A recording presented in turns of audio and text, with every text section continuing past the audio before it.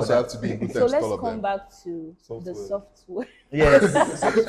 Okay, let's come back to the software question. So, somebody that uses Canva, hold yourself. No, I'm saying that. Thou shalt hold thyself. Somebody that uses Canva and somebody that uses a professional app. So the person using Canva will argue with you and tell you that what I can do, that's your app self can do it. And then videographer, somebody that uses CapCut, and somebody that uses, your more advanced apps, will also After argue Effects. with you that what your advanced app can do, my CapCut can do it. Better. So I don't know what you people use in photography. I mean, photography is pretty simple. Facetune. I've seen oh god. That uses Facetune. Yeah. Okay, let's be serious now. Do you think that software plays a big role in creating? Do you think that what your professional apps can do, like it will do it better? Like, please go and trash those your Canva and the likes. Do you think so? I mean, I feel like it's an industry standard. Yeah. Industry standard. Industry standard, yes, for a reason. So that when I work on a project and I want to share it with him, and he tell me, oh no, I don't use Photoshop, it's Canva that I use. There's already a destruct, there's already a problem. But as a designer, can you like differentiate a design that was done on Canva and a design that was done on Photoshop? Sometimes. Well, sometimes it depends on Depends. It's not no. Don't lie. No, sometimes you can, but sometimes I get surprised because then there was a time that it was not even Canva that we were dragging. We were dragging CorelDRAW. Pixel Because Lab. people are doing great things with CorelDRAW. Yes, exactly. Bundle all of them. CapCut, like sometimes someone will make a video and then I'll be like, how do you do this? They'll say this on their phone CapCut. I'll be like, what? They say, like, People can do stuff. Depends on how creative you are. Yeah, I think it's just a skill issue. Yeah, Right. it's Apart skill. from you also having like Industry professional software, yeah. industry standard, there's a case of skill issue because I've seen some people they have paid softwares, professional standards, and they are still cooking whatever they are cooking. I don't want to say pay anything. to use Facetune. That's Yeah, but the thing is, I think first things first, it depends on the work you're doing, right? Okay. It depends on the industry you're working on, and then things like speed of delivery. Yeah. Like most times, like when it comes to design now, someone who is designing on Canva is most likely going to finish before. He's going to deliver faster than someone who is designing on Illustrator and Photoshop and the rest. Because there are a lot of process. Then, like, there is lots of process, and then they are more likely to actually take their time, like doing something that someone on Canva can just drag and drop. But do you polish think it. people that use Canva can still be counted as creative? Yes, Mm. yes, yes. So creative is just a part. You just need to get the job done. You need to get the job done. That's- So we're in an era where when you open Instagram, open TikTok, everybody has an advice. If you want to survive as a photographer, if you want to, everybody has something to say. Yes, some people will tell you, do this, do that. Some people will tell you how I made my first 1 million. If people will never see 100K. I think I should No, make no. it. I'll So, make a video on that one. when you were honestly. starting out, what was the best advice and the worst advice you ever received as a creative? And let's talk about the worst advice. How did it affect your work life, like when you took that advice? So what was the best and what was the worst? Sorry, before you guys proceed, right? Yeah. On this question and on the previous question.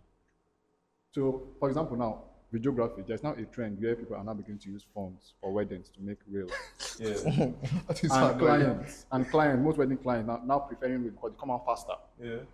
But we all know that yes, you can do much better stuff with Adobe Premiere Pro and After Effects. So would you say that someone that's coming into the space for the first time, should he adapt? That is him learning both and be able to deliver at the client's request Okay. or timeline. I don't know. If you Okay.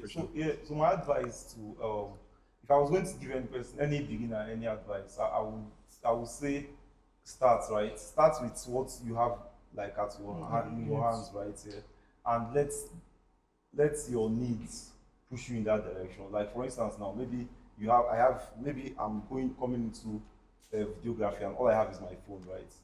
And maybe I'm making those iPhone wedding videos now. I can start it now.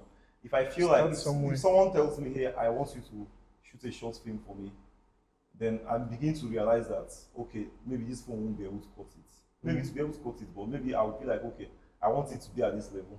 Then I will now have to learn. You learn as the need. As the need. As the needs come there. So I will maybe for that short film now, I'll be like, okay, let me actually learn how to use a camera. Yeah. And then you just keep going. Like you just have to start somewhere. Yeah. Yeah, you have to start with what you have available and then let the needs guide you. Yeah, so- and I really think for every single craft, there are basics that don't change, right? And if you understand the basics, you are good to go. For instance, videography, photography is basically your understanding of lights for the most part. That's like the core. But most people just think I need to have iPhone 16 or S24 Plus Ultra with titanium back With Snapdragon 820. Good. So that's what people think that shooting it, but it's a case of you understanding the basics and narrowing down. And then any tool that you're using just becomes an add-on to that. So don't skip the basics. Yeah, and then also like remember like as you advance there, try as much as possible not to become a hater, right? Yeah, because some people, some photographers and some videographers who use professional cameras are actually hating on content creators who use their phones to go in front of a bride and they are doing all these things. No, but like, that's annoying. See, That's annoying. how do I put it now? First things first, like on Instagram, right? Yeah. When was last time you watched a video on Instagram that was more than 1 minute? Do you understand? If you are using your camera to record, they are most likely going to record a short film for them. But people They want quick stuff. Quick updates. So I think people want something. Yeah, the shorter, problem is that and that's what they deliver. the problem with like mobile creators and then like digital creators are like, and then like people that use professional cameras. I think the most problem is that we don't know how to collaborate and then work together. A good example is that you can be trying to like get a picture and then someone just walks past you with like an iPhone that they're trying to get something, and then you're like, Bobo nonsense. I mean, like, why? See, There's now, only- I don't think it's your fault. I don't think it's their fault. The person's fault is right. Is the groom, bride, and then the event. But they are focusing on their wedding. Don't Yes, know. let me I'm take coming it now. out. Let me The take it groom, out. the bride, and the event planner. The last time I think it's the event planner. The last time, specifically. yes, Event planner, yeah. someone called me and then asked me to help them use my phone and then get wedding footage.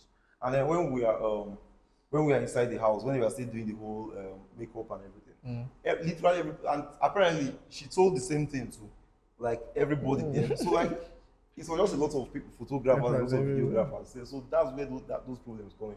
If they maybe they said, okay, for the media team of this particular wedding is you and this other person, and then you know that you can actually work well with this person. But most times you'll be with your camera recording, and someone you've never seen before in your life comes in with cameras, and they were actually employed by the event by these people. Yeah. So I think that's where the problem comes in. Offers. Back to the question now, worst and best advice.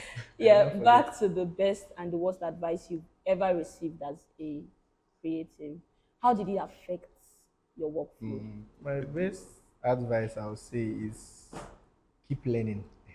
My mentor that time always tell me, like, once it's not like he always tell me, just from looking at him, he knows how to write. He writes code, he designs, he does 3D, he does 2D, he does motion, he does video editing, he does a lot of Only things. one person. One person. And fire is not coming out of the head yet. And he has been in the industry for almost 15 years now. Okay. You get. So as time goes, a particular skill or particular set of this thing gets which word will I use now? Like it becomes saturated. Like design, like everybody's doing design now. Anybody that picks up Canva or picks up Photoshop, any software that you use, everybody is doing design. Updates But by you need to add something Yeah. to make you stand out. If you want designers, there are tons of designers out there, but what are you doing differently? What your is unique making your selling this thing? points. Yeah, what is making you stand out? That's why you need to learn more. Okay, like me now, my design style, I've seen that some people are still using the style of design I do, and some people are even getting good at it to the point that they are almost reaching that same this thing. So what am I now going to do differently to make me stand out? That's them that where you're still the learning, boss. yes, to show them that it's me that started this thing. I need to like push forward. So I need to learn something new or add something new to what I already know to make me stand out. Then for my worst advice, if you leave this client, if you no see money again, no. They say everybody is not your client. Yes. True.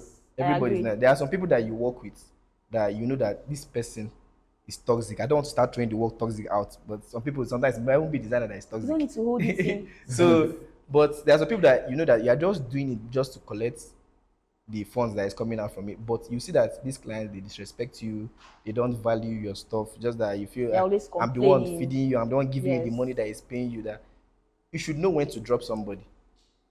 You get that saying that everybody is not your client. That is one of it. And some clients too, because of you can't do exactly what they want, they will see you as incompetent.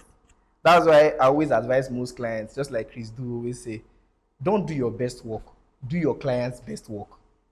You get, because at the end of the day, even if you do the finest thing, if the client does not like it, It's they what will they not still want, choose you it. still Yeah. do. So most of them will always look down and be like, this guy, you're not doing well. That will start making your work difficult for you. So when you know that you have taken enough, it's time for you to go. Let them go. Don't hold that fear of, if I leave working with this person now, I might not get any other thing. Yeah. It was your skill that brought that person. Your skill will bring somebody else. You get. Facts. So that's what it is. So what would you say that's your best and your worst I think advice the are? best advice my boss gave to me, like when I started photography, was not losing the ability to learn from anybody. I mean, it could be like a random person with a camera that does something, that wows you, and then you should be able to like be humble enough to like learn that thing from that person. So not losing your ability to learn, and then like a bit of humility, and then also knowing how to like toot your own horns, because like at the end of the day, yeah, if you don't blow your own trumpets, nobody's going to blow it for you. Word. Yeah. Yeah. Be shameless about So it. what was the worst? Well, so far I've been fortunate enough to like receive good advice Not from like meet. it's not me. Terrible advice. So there's no Yeah. worst advice. No, none so far. You don't meet good people. Oh. As in, I think mine wasn't an advice. It was just an assumption that happened with everybody within the field, and I think it still happens where you have 5 years of work experience, and you think the person knows what they are doing. You can have 5 years of experience, but still know probably nothing. you know This guy nothing. is very proud. So no. his name So- is Jon Snow. So, when people say 5 years of experience, you need to listen to them speak, right? How do they engage with people? How do they come across like their work and all that? That backs up whatever years of experience, which I don't really put so much value when someone Yeah. tells me, if you like, tell me that you have 10 years of experience. I'll clap for you. I love it for you. But what makes you think you have 10 years of experience? Let's talk about it. And then, best advice I ever got was, I think maybe never stop trying and then knowing when to stop. It's like a counter advice. So wake up every day and you're trying, but then again, know when to stop. Before you pass out. No, not before you pass off. Know when things are not working out Yeah. for you. Everybody is doing design, Yeah. and probably you find out along the way that it's not you're working supposed to for be a you. social media manager. Drop that design on time and And focus on start something doing, yeah. else. So know when to stop, but try and make effort into trying and showing up every day for yourself. So, Okay, Ugo, so- this is on, I think, on anyone. So you're beginning to transition into a managerial position where you begin to control people. Yeah. You are creative. Manage people, not Manage control people. people. And the Apologies. crowd controller now. So you guys are beginning to manage people. Yeah. I think you have this problem where you have an idea, or you give out a project to your, Let's call them colleagues. Proteges, colleagues. Yeah. anyone. Colleagues. and then you get them to do something, but they are not getting it the way you want. Okay. And then you might now be running out of time, but you still need to deliver. How do you manage this problem? Okay, so when it comes to being a manager, you have trade-offs, right? One, you probably prioritize. Okay, first of all, you need to know what you want for yourself and the establishment that you have. So, chances is that you have your own quality of work and what you term as the best of the best work that you've ever done in your life. And you need to build a culture around that. How do people perceive that, right? And try as much as possible to communicate so people get in tune with what that is. And for the most part, when you're starting off as a manager and working with people, you need to create you need to paint or create a version of yourself in other people. So, for instance, I know how to design maybe a billboard a certain way. There's no way in this world that someone would design it as much as I would. And then I'll feel like it looks that good. But what my duty is as a manager is that I need to bring this person, micromanage the person, and say, okay, do this, do that. I think the framework I use is I do, we do, you do. So I do it, you watch me, right? And you're just watching from the side, and it's kind of like being a shadow. Then second one is we do. Both of us will work on it together. Then you do, I leave it for you. Can work on it. So by the time I do that, it's like an iterative process. I do it over and over and over again. Beforehand, you're basically looking at someone that is a spitting image of yourself doing that, and you don't have to worry about that. But then there's the factor of working with clients and deadlines. So you have to make a decision. Do I want to build something sustainable that is painting an image, the kind of like creating this person or making this person my own image and likeness as if you are God? Or are you going to just rush and make the money, which is short term? Because you can't do all the work as a manager every time. So pick your poison and deal with it. Yeah. So that's actually what I wanted to talk about. So I think the reason I haven't gotten to that level where I have to like manage like people right here, but the way I see it is that there is a cost of or a cost for delegations right here. If you are going to assign tasks to people, then that means that the level of work has the chance of going from perfect to good. So do you want it good and fast, or do you want it good and fast, or do you want it perfect and slow? It's just about answering that question. Do you understand? So that's where micromanaging also comes in, and that's where I don't know what's the opposite of micromanaging. Yeah, Just vibes. Whatever way it is there. So you all can also like put that. You also factor that in. Do you understand? That's how I see it. And That- I also have one more thing. Like this question that you asked, I also struggle with it because there are some point I was overwhelmed with lots of work and I want to like give it out or I want to manage someone and I found out that this client already knows your standard. And if you give it something below, you know that you give this work out. You get. So what you now do is those ones that you feel that oh okay, you can handle them. Then the ones that you are sure that these clients might not really like see it as a problem, you can try out that person because the person is learning small. It doesn't have you cannot rush everybody. And the basic thing there is trust. Yeah. If you can't trust, there are some people that no matter how you try, no matter how you do the design, they'll be like, design is not like my own, no, you cannot fly. Okay, so, So you need to like trust the person that you gave this to, give the person time. yeah. So learn. the thing about trust is a very risky statement, but I have something else to make it more concrete. So as a manager, as a creative, you need to have like a process to how things work. And well documented though, not vibes. You need to document it. So cause and effect. If someone can say, okay, I need to move pixels in a certain way to get this result, right? And you give it to the person, they replicate it over time. And then you can trust Yes, them yes, to do that, yes. as opposed to just trust them. So trust and then having a process, a well-documented process that you can hand out to someone. Because it's like reading a manual for the person to be like you. You need to hand it to this person and make sure that they follow it down to the T to make sure they do the work. So what were your first years as a creative like? When you first started out, like what were your struggles? And did you battle with imposter syndrome and self-doubt? You know, those days when you wake up and there's that voice inside your head telling you that, oh, you're not as good as you think. Oh. You say you're bad, you're not bad, reach anywhere. My friends sit down, like, how did you scale through all of this? So I'll start off by mentioning a quote that UJ dropped one time. So UJ said you have to be good enough before you have imposter syndrome, and that is true because most people, I'm not shading anybody to be fair, but most people would come out and say, "Oh, I have imposter syndrome," and then when you're looking at the quality of work that they're doing on how they carry themselves, you find out that They they're should not- have that imposter No, syndrome. they should not.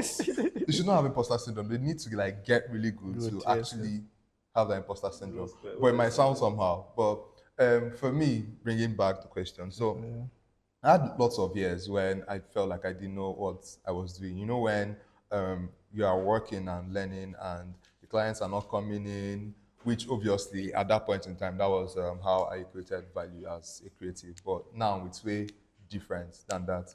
So it was just like a struggle between am I offering people value and am I really putting in the work? But right now it's kind of like different because of how I see myself and the design thing that I do. I think it's right. In the past, it was more of oh, let's make this money, let's that next big clients pay me, and as such, that's how I create value. But right now, it's way different. I want as much as possible every single client that I meet is more of a collaboration. Let's build something and let's pay me well. Money last at the end. So Money is important. Very Yeah. important. So. for me, I would say I had, should I say, I cried during my earlier days because Even the PC I was using then was, I would not call it PC, it's TV, because once NEPA take light, it's off. Ah, I think I had that too. One of us, one point in life, we had something like that. And the fact that in my mind, sometimes I feel like, oh, I'm doing good stuff, because the people you surround yourself with, someone will be like, guy, this work is so good, this Sure. work is so nice that you should not even be living in this place. You should be like, you should be outside now. And when you put out this work, like, okay, so let me just use a quick example. There was a challenge that happened in my first years of design. It was for coronavirus. That's 2020. It's Corona that made me start design. So that period, a designer came and said, okay, there's a challenge for someone to put how to and precautions to take during this Corona period, and I did a design for that particular challenge, and I showed it to some of my friends, my brother. They were like, "Bro, you have gotten so good," and that was my second month in design. And I posted this thing with the hashtag. And normally, once you post with the hashtag, the person that owns the competition will like come to his page and put out your design and say, "This is challenge. This is entry number. This." First day pass, I never see entry number anything. Second day, no entry. Third day, no entry. Fourth day, I saw another person came. People that posted, someone that posted that day, and they were putting up other people's work. I'm like, this is the work that people said I'm creating bomb. What is happening here? You get, I was already feeling like I'm not good enough because of what I was seeing. But in my mind, I created bomb. That design is still on my page still. Now, if you go down, down, down, you see it. Because just to take for coronavirus. So at that point in time, I was like, I told myself that I need to do better. I need to do more. Because sometimes you think that you know so well, but you don't even know enough. I used to blame gadgets, tools. Like, I need to have a bigger screen first for me to be able to do multiple screens in UI. I need to have this, I need to have that. Until one day I saw someone that, my junior in school, was creating bomb in Figma with a small 13-inch laptop. Tears full my eye. I'm like, bro, I know they're good enough. But at some point in time, I knew that it was not even just about not being good enough. If you want people to know what you do, you guys put your stuff out there. No matter how bad it is, you should be willing to take feedback. And that's what people always have problem with. Yeah. Some people are, if you tell me this, and some people can't even take it. I've been with people that you tell them, can you just shift this a little bit? And no, this is what the design principle said you should use. Design principle is not, design principle. this design principle will not work here. You get, so you need to like get better at what you do, no matter how bad it is. Because I found out that most designers that grow faster than some other designers or creatives generally are those that put out their process. How did I achieve this design? How did I get to this level? Even if it was so bad, people are seeing it, you don't know.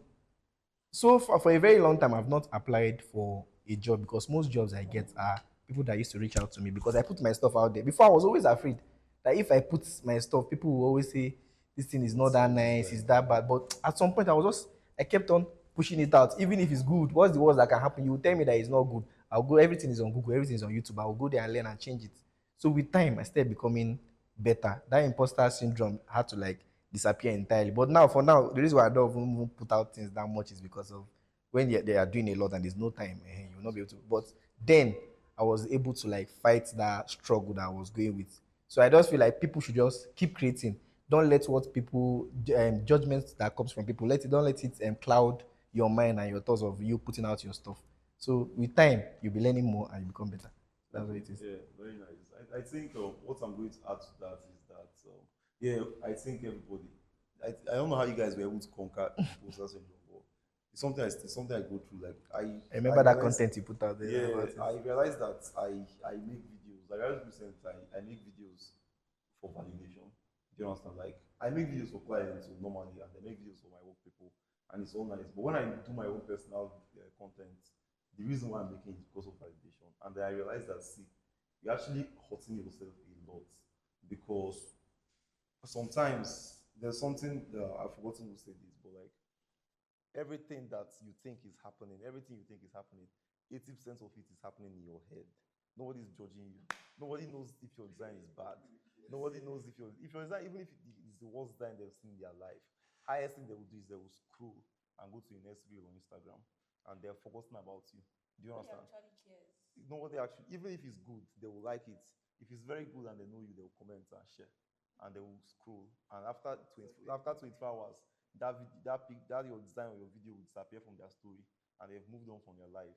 They've moved on with their life, and you have to create on that thing. Do you understand? So that's actually how I just saw it. I was like, okay, see, that's how I'm beginning to see it, rather. You have to actually just short out. You have to don't complicate your life. Your life is already very much complicated. So don't come and start worrying about, hey, am I good at this? Am I good at that? Yeah, what do these people think? Yeah, the advice I would give is I think we've said this sometime today. Um, you have to look at people you want to be like, right? You have to have people who are operating at a very high level, or even at a high level, at all, any level of, as long as it's above average. Yeah. Is that as long as it's above average, you have to like have these people as people you look up to, right? Maybe you are looking up to them with their content. So when you are creating, you should ask yourself, this thing I'm doing, can it be on par with what this person is doing at my level? Do you understand? Yeah, and if it meets that criteria, I think you're good. With anything you create, I think you're good. If it meets that criteria, it's fine. I think personally for me, like my first years in photography, it wasn't imposter syndrome. It was mostly like me trying to like go from 0 to 100 in 1 year. It's very nice. I like that. I mean, like, I feel like I think I had to like learn process, and then I also had to learn that it's not all going to happen in 1 day. I'm not going to become. I mean, it's possible, but at the same time, like there are baby steps to like certain things. So for me, imposter syndrome, I think it's recently that I started having imposter syndrome, and then wondering if like my work is like good enough or not. But like my first years, it was mostly trying to like be as good as the next person as possible for me. Okay, so now let's keep imposter syndrome aside. Let's keep the bastard under the carpet, right? That's that. Wait. He's a bastard now because why are you trying to mess up my mind? Yeah, yeah. So let's keep imposter syndrome under the carpet. Have you ever had somebody look you like straight in the eye or just tell you directly that, see, this work you did is trash? Yeah. How did I think you someone how did said you you handle get a it? black I know eye. everybody here said something about you have to be open to taking critics and yeah, feedback. yeah. So Yes, you should but also take how did you? criticism. I know you're not Oh, supposed I to take remember one now. I know you're not supposed to take it Just from remembered one. everybody. Yeah. But like what I'm saying is that have you had somebody tell you that this thing is trash? This work you did is It's like very- straight up. They didn't even sugarcoat the word. Yeah, So I have yeah, go on. Just go first. No, go on. So I went to a particular event one time like that, and one random guy walked up to me. It's like, oh, he's a photographer too, and I was like, oh, okay, calm. And then like I asked for his Instagram, and then I give him mine. And then like I moved on with my day because like I was working and shooting. And then this guy comes to me and is like, this particular picture, it did not follow, it did not reach. You should actually do better. If you can go back and learn how to do this more, it will help you. What was your reaction? So I was like, okay, no problem. No, that's not how to react. No. I took it. I you took took it it in because good like faith. I didn't know who he was now. Yeah. I didn't know the quality of work on his page. So like I took it in. I was like, okay, calm, no problem. And then when I was done, I went to see who liked the post, and I laughed afterwards. So I think mine was a little bit different. I think I would rather someone say that to me than what they did to me. Exactly. Whatever it is, like, Paint a picture. Let's paint a picture. So imagine spending like the entire night working on a design, product design in this case, because I have multidisciplinary designer. So you're done staying up at night cooking your UI, and you're like, damn, this is crazy. You bust your own head, and you're supposed to work on this thing with other members of the team, but the other members of your team were not really showing up, and you guys had to Yeah. show something. So you worked on it alone, and you're like, okay, this is good. And then the following day was presentation day, and you submit your link, and then you're done doing your presentation, and then the facilitator goes, are you the one that did this design? Obviously, I did the presentation. I did the design. And I said, yes, I worked on it. He laughed. Like, he literally Exactly. burst into laugh. Said, how you do I That's literally laughed before he gave his feedback. And then my teammates at that time, in the comments with over, let's say 300 interns, we are saying, oh, more of that, give us more feedback. for work that you guys You didn't know? contribute to. So it was literally Like they were just, telling the boss to yes, give it better- was literally just a case of the facilitator and myself. And you. So I think that happened. It triggered me. Oh, that's why I laughed a lot when you brought up that question. So it triggered me, and I said, never again would this thing happen. Never Then I again. think I had to like learn product design from scratch again, and then top the entire internship. Ah. to the end. It Now. must have been really No, I hot. was all to it turned into a villain. Same thing. Villa like, story. There was this video, like, very, very short. I didn't even need to do it. Someone just told me, please, can you do it? It was just a very short. Sometimes someone will shoot nonsense and give it to you and tell you, please, can you Do magic. just yes, edit it and all Yeah, those chop things. it off. So when I finished doing the video, like I thought I had this very brilliant idea. So I said it to two of my friends. I'm going to mention their names. Yeah, so I sent it to John Henry, and I sent it to Chimero. Thank God you So, said yeah. it to me. So when John Henry saw it, John Henry was like, "Yeah, I get what you are trying to do. I get what you are trying to do, but like that's not what we are trying to do. That is went this way, went this way. This is a more simple." And yeah, I was that feedback alone was actually very painful because imagine when someone says, "I get what you are trying to do." Like that's just like the most polite way of telling you this thing is nonsense. But the person doesn't want to say it. Yeah? Your own is even but, kind. but when Chimero saw it, Chimero started laughing. Like the kind of laughter that when you are laughing, you are holding the person, you are laughing. It was Jesus Christ. I deleted the project file, deleted the clips, deleted the video, yes, I promised myself Devastated. I was never going to. If you shoot any video on your phone, like maybe all these phones, videos you take like this, and send to me to edit, I'll tell you please I'm not doing it. I promised myself from that.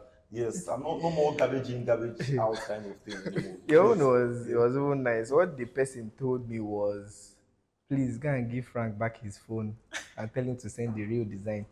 Jesus Christ. What you say that someone would think this was a Show me how they pay me. I look the effort that I put into this design. Although the images that they gave me for design were so bad, the ideas that they gave. That's when I started following that do the client's best work. He sent me a sample, and the sample was God, it was so bad. So I did something that I think would that will make it better. And the person told me that I should give Frank his phone so he will send the real design. And I told him, sir, it's me. Oh. He said, this doesn't look like your work. Oh. Are you sure you're the one that did it? Or when one our client asked me, did I use Canva? So all those things I would when they tell you, when I hear those kinds of these things, I've started taking feedback. Like, so it's not like anything to me. You want it's bad. What is the thing? Just tell me what is wrong. Yeah, I think I I just think do like that. After I you get stayed it up done. all yeah, I really think when it comes to feedback, it's a case of you picking the necessary things and the rest is just noise. So just listen attentively. So which one do I want to listen to? This is it. Okay, no problem. Any other thing, just filter it and move on with your life. People say things. So I've had such an amazing time interacting with you guys, and I have to say, like, you guys have made me laugh, and I have learned, and I've also unlearned. So to wrap up everything that we've said here, we are going to be playing a little game to, lighten up the mood. The mood has already been mood is lightened lightened since, already. right? Scared. So it's a simple, straight to the point game. It's a yes or no question. If you're guilty, you shall drink. You shall use small ahead. But if you're not guilty, you carry your head and go home. So I don't know. Feels like a lot of people will shall you very well. Hey, Fisky will drink one for but. So let's have it. So this game is going to be simple, detailed, and straight to the point. I hope Say so. yes or no question. In fact, Okay. see this place now as the court of KSS, guilty or not guilty. If you're guilty like this, just help me to move very your hand small, place. and put it inside your mouth. So the first question is, have you ever worked on a project while binge watching Netflix? Guilty or not guilty? Not guilty for me. Not guilty. My attention span is shit, so I can't. Okay. So if I do that, So this Let me drink. this question I want to ask now is a bit shady, but do you secretly I mean, there's a drink here now, so I'm just drinking. I might get alcohol. So. okay? So the next question I want to ask is a bit shady, but do you secretly have a favorite client? That client that you always look forward to hearing from them. No, I Drink don't. up, drink up. No, I don't. Okay, so have you ever lied about being fully booked to avoid a client? Okay, the whole court is guilty. Drink up. Are you sure you are going to go home with clear eyes today? Hope so. Okay. Have you ever delivered a project late and blamed the client for too many changes? Okay. Have you ever had a client reject your best work but approve your least favorites? Leave the clients now. Have you ever pitched a concept you weren't 100% confident in? Always. Every time, actually. Okay. You'll give reason why you chose it. Now, you see this one. I don't know, but I have to judge you people from looks, right? I think you're guilty. But let me ask. Have you ever pretended to know what you were doing, but Googled tutorials on the job? That's basically the. That's the job. That's why we have Google. Have you ever adjusted pricing on the spot because a client looked rich? It's like driving and commuting.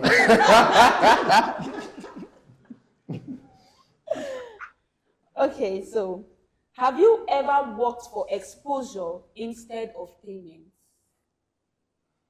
No, sorry, these questions are how kind of questions? I guess You guys just want us to drink. No, you guys I made know it seem who like doesn't the understand cookie was not. Now me, we never will get one free Like, pass. I just said that this guy. I never get one free Look pass. at these questions. I didn't drink. Okay, so the last Still one. would drink it. They don't ask any question. It happens. So the last one. Have you ever scrapped a project halfway through and started all over again? Oh, always.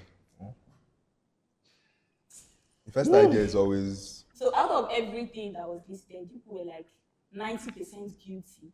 It comes with the job, I guess. It comes with the So job. you are 90% guilty. Is it not true? Some of us was 100.